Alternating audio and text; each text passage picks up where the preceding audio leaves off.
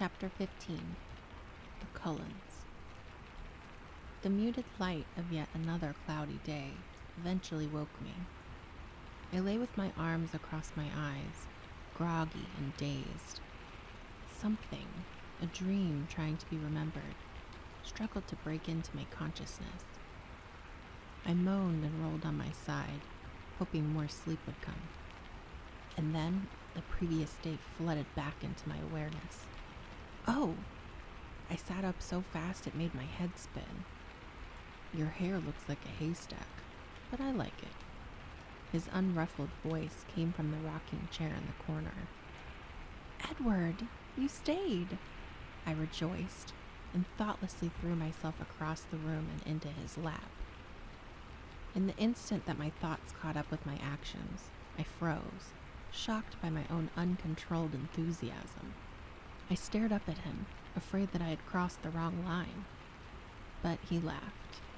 Of course, he answered, startled, but seeming pleased by my reaction. His hands rubbed my back. I laid my head cautiously against his shoulder, breathing in the smell of his skin. I was sure it was a dream. You're not that creative, he scoffed.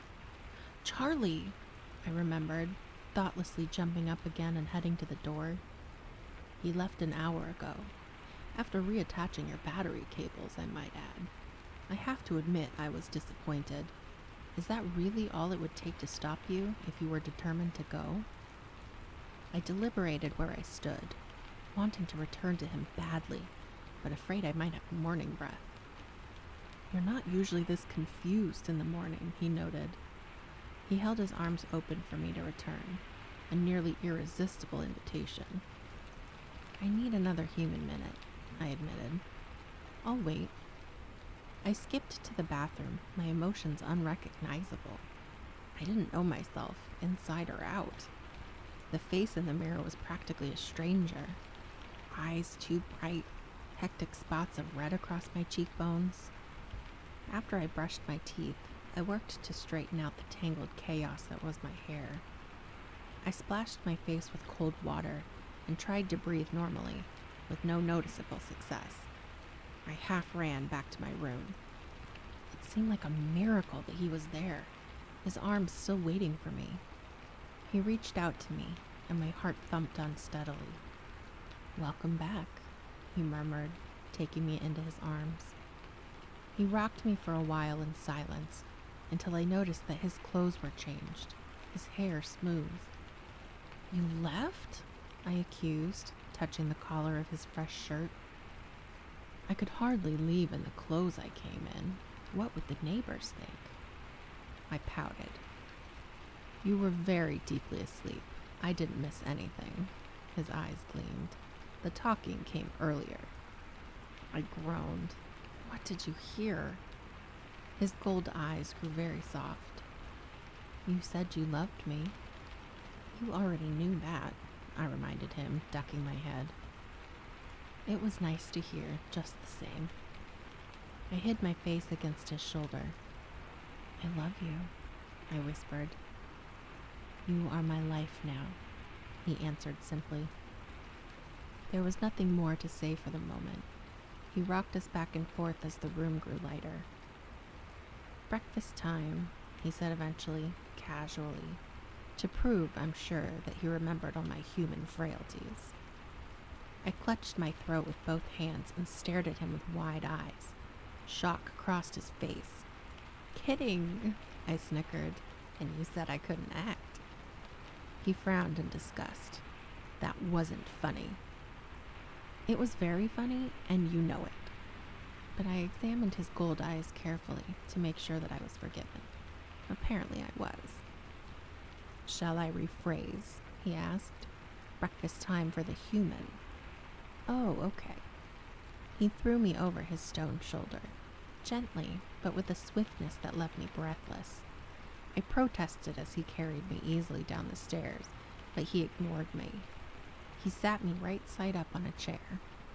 The kitchen was bright, happy, seeming to absorb my mood. What's for breakfast? I asked pleasantly. That threw him for a minute. I'm not sure.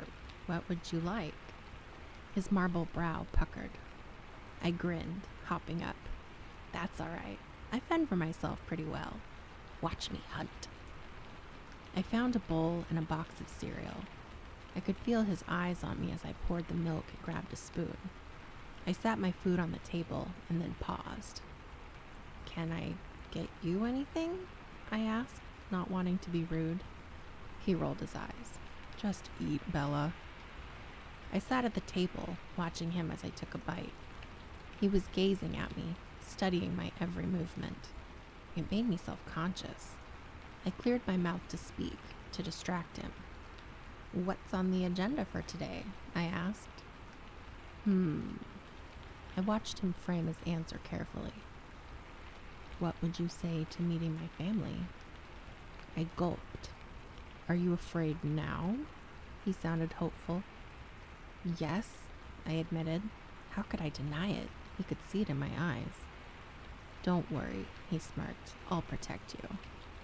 I'm not afraid of them, I explained. I'm afraid they won't like me. Won't they be, surprised that you would bring someone like me home to meet them? Do they know that I know about them? Oh, they already know everything. They'd taken bets yesterday, you know. He smiled, but his voice was harsh. On whether I'd bring you back. Though why anyone would bet against Alice, I can't imagine. At any rate, we don't have secrets in the family. It's not really feasible, what with my mind reading and Alice seeing the future and all that. And Jasper making you feel all warm and fuzzy about spilling your guts. Don't forget that. You paid attention. He smiled approvingly. I've been known to do that every now and then. I grimaced.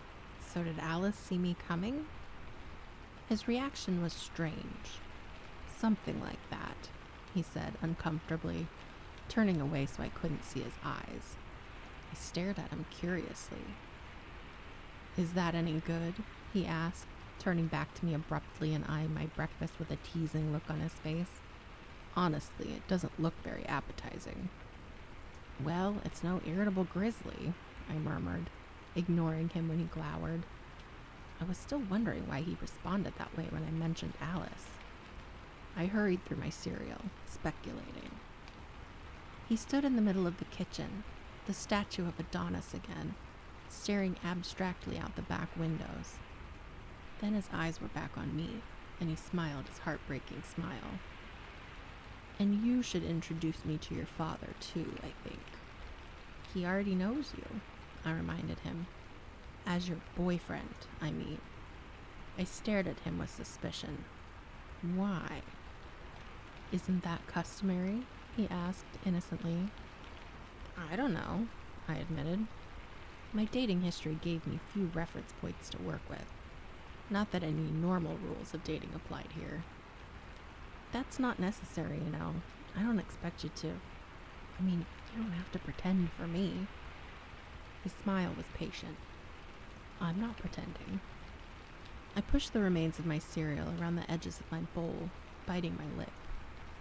Are you going to tell Charlie I'm your boyfriend or not? He demanded. Is that what you are?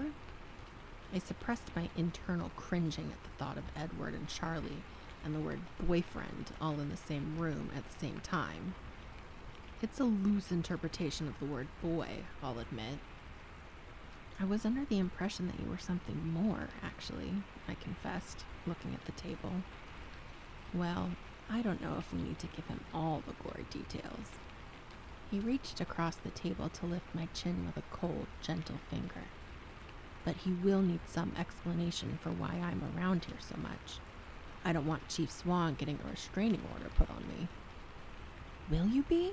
I asked, suddenly anxious. Will you really be here? As long as you want me, he assured me. I'll always want you, I warned him. Forever.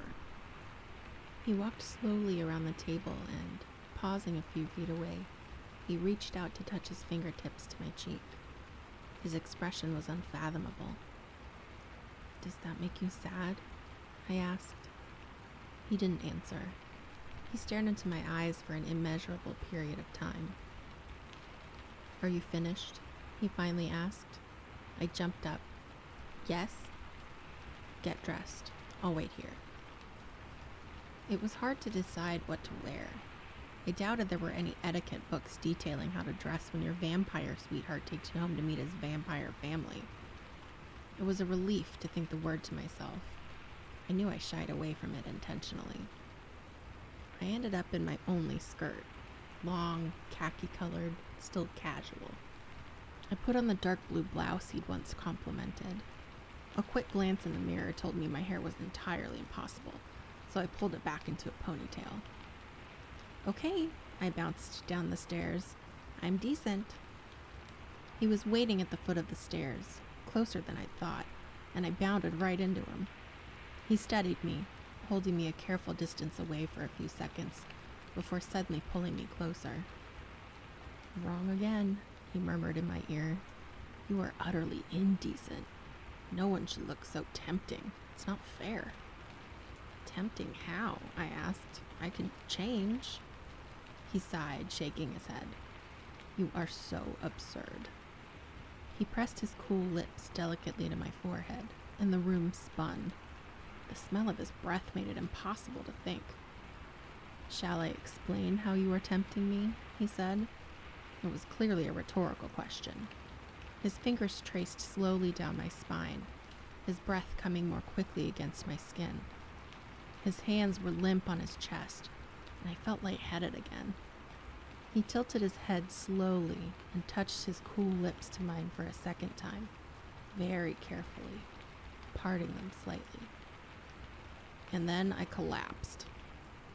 Bella? His voice was alarmed as he caught me and held me up. You made me faint, I accused him dizzily. What am I going to do with you? He groaned in exasperation. Yesterday I kiss you and you attack me. Today you pass out on me. I laughed weakly, letting his arms support me while my head spun. So much for being good at everything, he sighed. That's the problem. I was still dizzy. You're too good. Far, far too good. Do you feel sick? He asked. He'd seen me like this before. No, that wasn't the same kind of fainting at all. I don't know what happened. I shook my head apologetically. I think I forgot to breathe. I can't take you anywhere like this. I'm fine, I insisted. Your family is going to think I'm insane anyway. What's the difference? He measured my expression for a moment. I'm very partial to that color with your skin, he offered unexpectedly. I flushed with pleasure and looked away.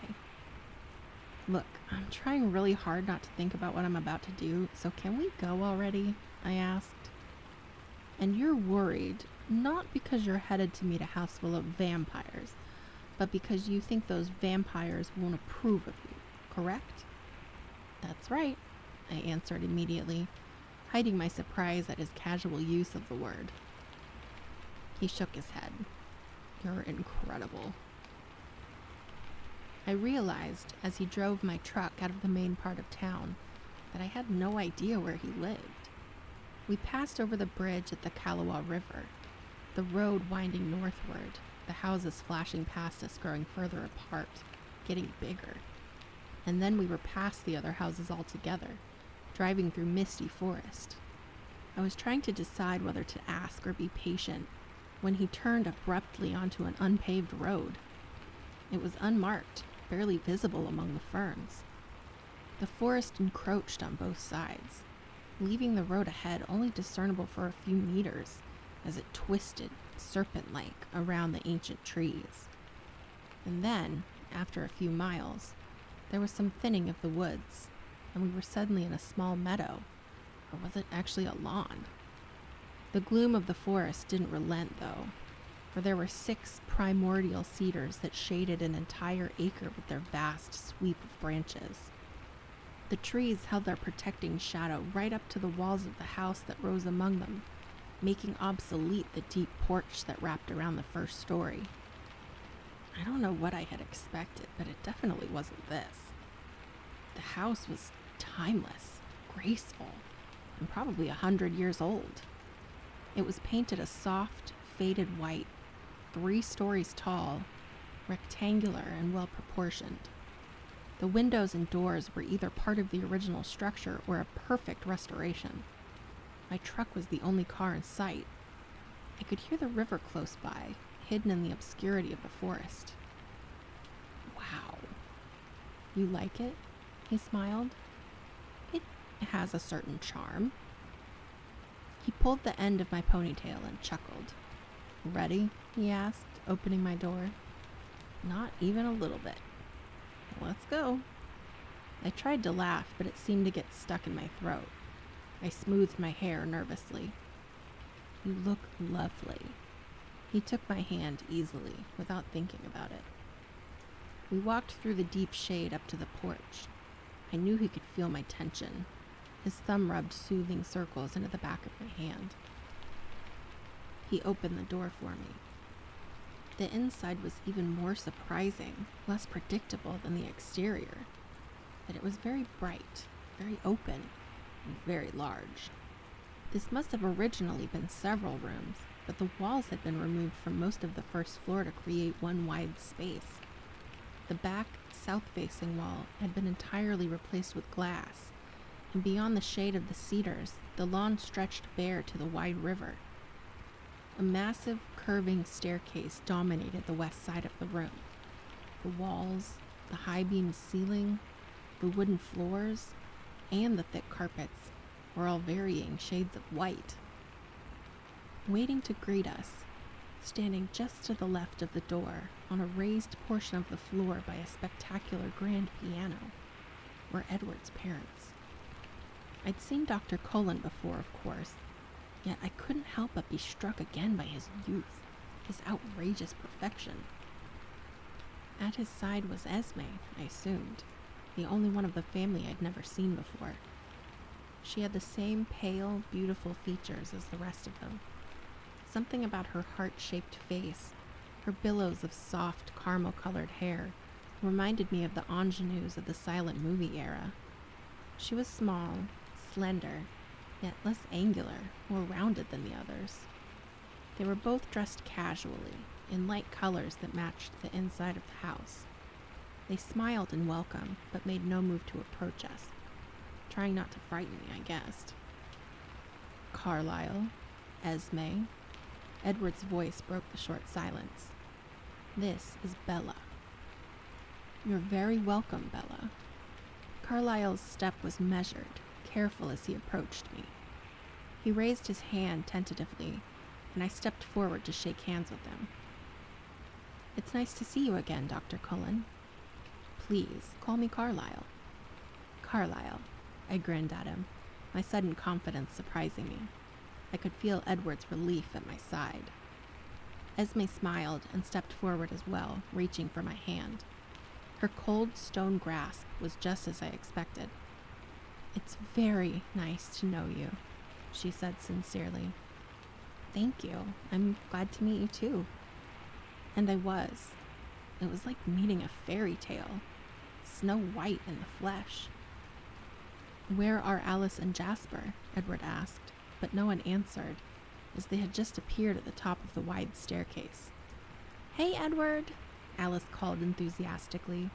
She ran down the stairs, a streak of black hair and white skin, coming to a sudden and graceful stop in front of me.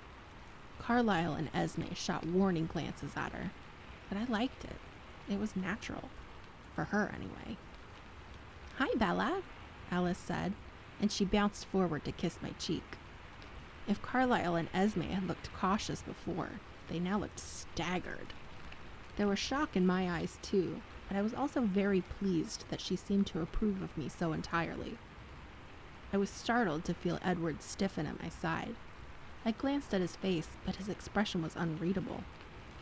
You do smell nice. I never noticed before, she commented, to my extreme embarrassment.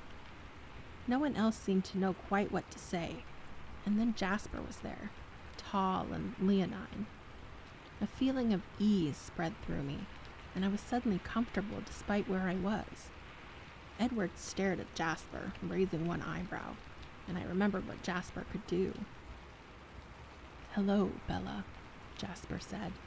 He kept his distance, not offering to shake my hand, but it was impossible to feel awkward near him. "Hello, Jasper." I smiled at him shyly and then at the others. "It's nice to meet you all. You have a very beautiful home," I added conventionally. "Thank you," Esme said. "We're so glad that you came." She spoke with feeling, and I realized she thought I was brave. I also realized that Rosalie and Emmett were nowhere to be seen, and I remembered Edward's too innocent denial when I'd asked him if the others didn't like me. Carlyle's expression distracted me from this train of thought. He was gazing meaningfully at Edward with an intense expression. Out of the corner of my eye, I saw Edward nod once. I looked away, trying to be polite. My eyes wandered again to the beautiful instrument on the platform by the door. I suddenly remembered my childhood fantasy that, should I ever win the lottery, I would buy a grand piano for my mother. She wasn't really good. She only played for herself on our second-hand upright. But I loved to watch her play. She was happy, absorbed. She seemed like a new, mysterious being to me then. Someone outside the mom persona I took for granted. She'd put me through lessons, of course, but like most kids, I whined until she let me quit. Esme noticed my preoccupation. "Do you play?" she asked, inclining her head toward the piano. I shook my head. "Not at all, but it's so beautiful. Is it yours?" "No," she laughed. "Edward didn't tell you he was musical?" "No." I glared at his suddenly innocent expression with narrowed eyes. I should have known, I guess. Esme raised her delicate eyebrows in confusion. "Edward can do everything, right?" I explained. Jasper snickered, and Esme gave Edward a reproving look. "I hope you haven't been showing off. It's rude," she scolded.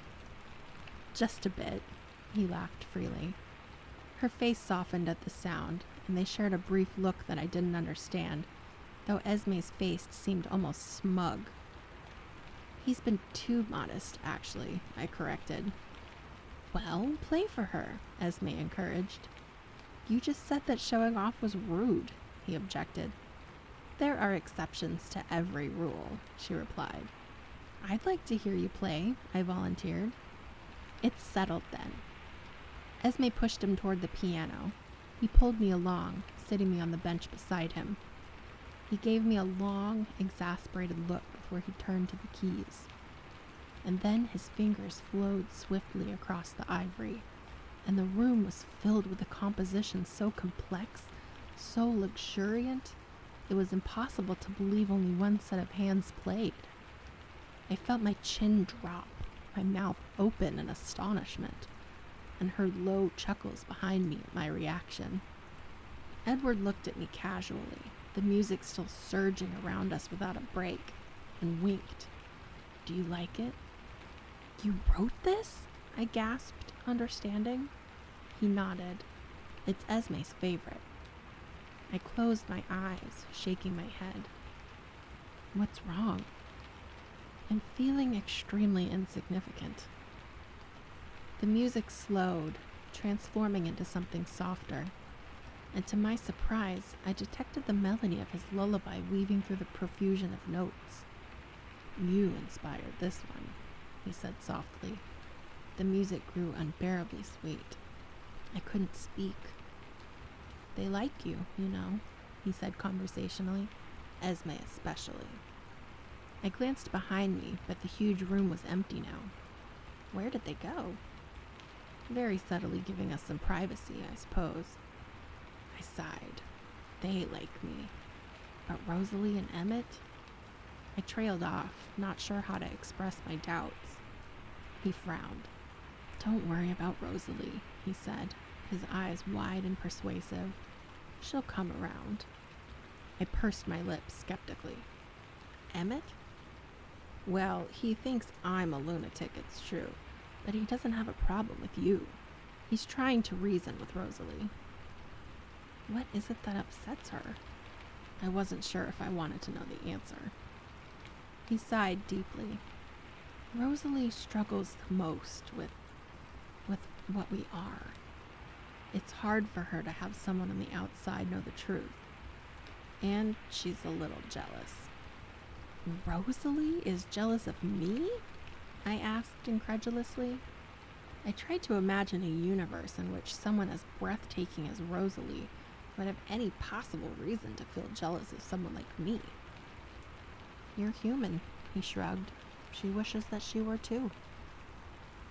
Oh, I muttered, still stunned. Even Jasper, though? That's really my fault, he said. I told you he was the most recent to try our way of life. I warned him to keep his distance. I thought about the reason for that and shuddered. Esme and Carlisle, I continued quickly to keep him from noticing, are happy to see me happy. Actually, Esme wouldn't care if you had a third eye and webbed feet. All this time she's been worried about me, afraid that there was something missing from my essential makeup, that I was too young when Carlisle changed me. She's ecstatic. Every time I touch you, she just about chokes with satisfaction. Alice seems very enthusiastic. Alice has her own way of looking at things, he said through tight lips. And you're not going to explain that, are you? A moment of wordless communication passed between us. He realized that I knew he was keeping something from me. I realized that he wasn't going to give anything away. Not now. So what was Carlisle telling me before? His eyebrows pulled together. You noticed that, did you? I shrugged. Of course. He looked at me thoughtfully for a few seconds before answering. He wanted to tell me some news, but he didn't know if it was something I would share with you. Will you? I have to, because I'm going to be a little overbearingly protective over the next few days or weeks, and I wouldn't want you to think I'm naturally a tyrant. What's wrong? Nothing's wrong, exactly. Alice just sees some visitors coming soon. They know we're here, and they're curious. Visitors? Yes. Well, they aren't like us, of course, in their hunting habits, I mean. They probably won't come into town at all, but I'm certainly not going to let you out of my sight till they're gone. I shivered. Finally, a rational response, he muttered. I was beginning to think you had no sense of self-preservation at all. I let that one pass, looking away, my eyes wandering again around the spacious room. He followed my gaze. Not what you expected, is it? He asked, his voice smug. No, I admitted. No coffins, no piled skulls in the corner. I don't even think we have cobwebs. What a disappointment this must be for you, he continued slyly. I ignored his teasing. It's so light, so open. He was more serious when he answered.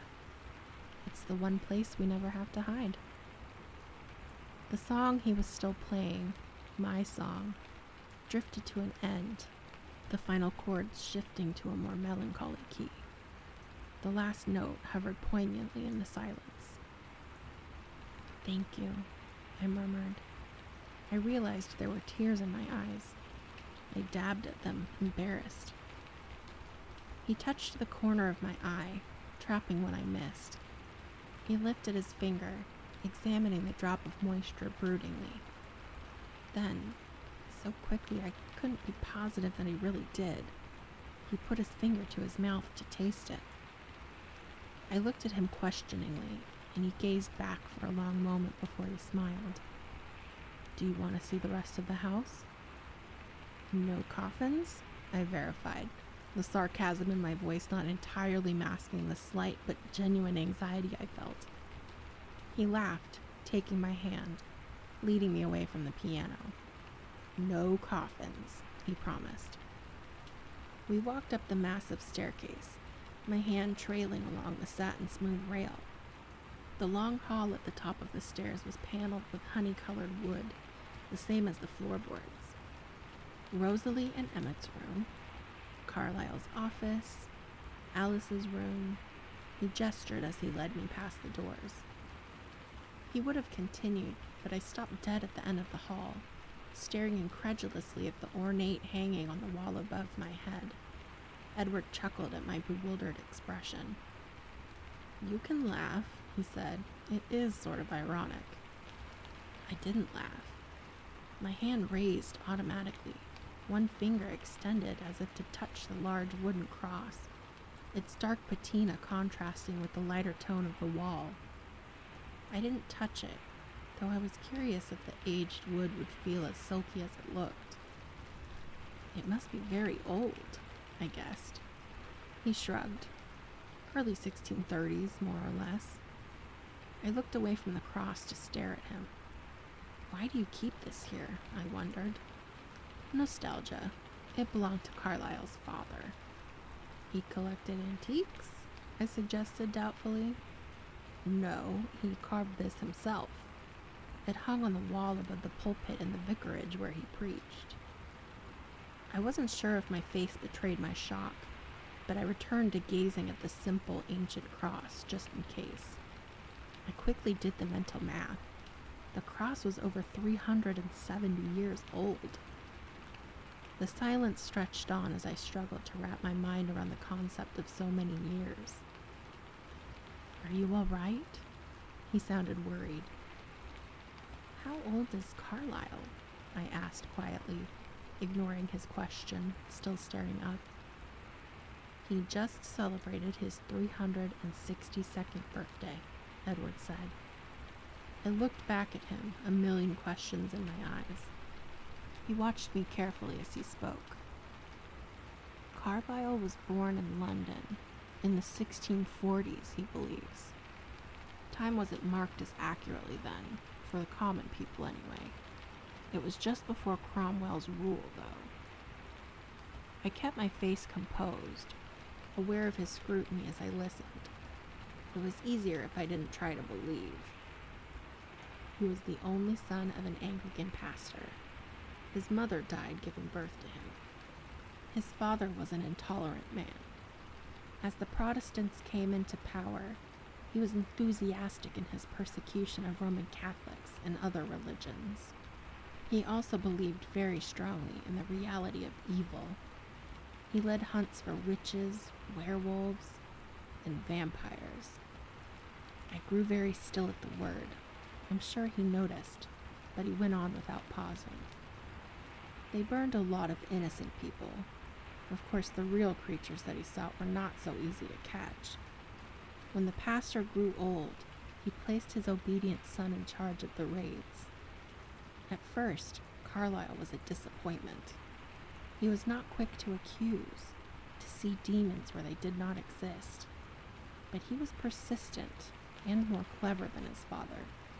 He actually discovered a coven of true vampires that lived hidden in the sewers of the city, only coming out by night to hunt. In those days, when monsters were not just myths and legends, that was the way many lived. The people gathered their pitchforks and torches, of course.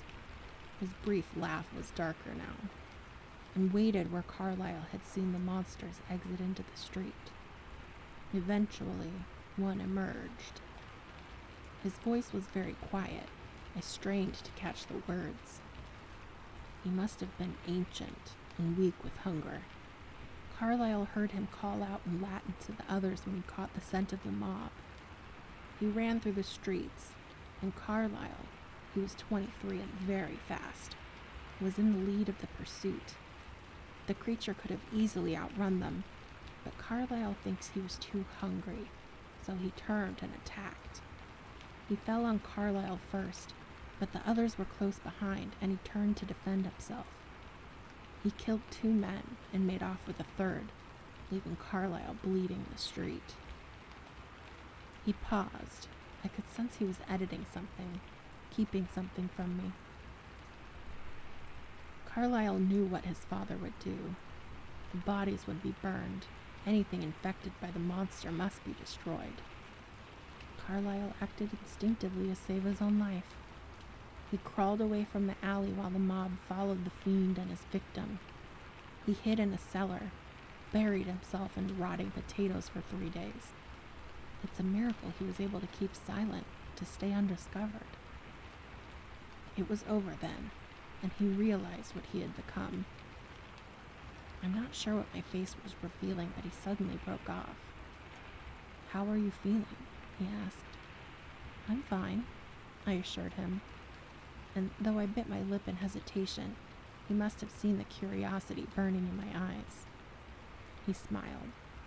"I expect you have a few more questions for me." "A few." His smile widened over his brilliant teeth.